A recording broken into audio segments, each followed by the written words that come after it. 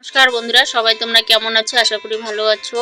তো আজকে আমি ফুলকপি, আলু, পটল একটু ভেজে নিয়ে নিলাম। তারপর কড়াতে তেল দিয়ে একটা শুকনো লঙ্কা, তেজপাতা, গোটা গরম মশলা দিয়ে আমি মিক্সচারে সব মশলা পিষে নিয়েছি। তারপরে সবজি বসিয়ে দিয়ে মশলার সঙ্গে ভালো করে কষে নিয়ে পরিমাণ মতো জল দিয়ে দিলাম। তারপর ঢেকে দিলাম। কিছুক্ষণ পর সব কিছু সিদ্ধ হয়ে গেছে। নামানোর আগে আমি গরম মশলা দিয়ে নামিয়ে নেব। এদিকে আমার ছোট্ট বোনু চলে আসছে, আর একটা আমার ভাইও আসছে, ওর সঙ্গে খেলছে।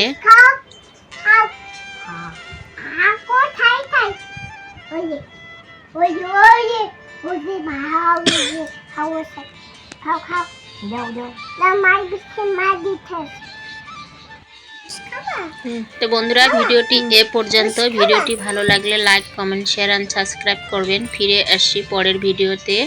টাটা।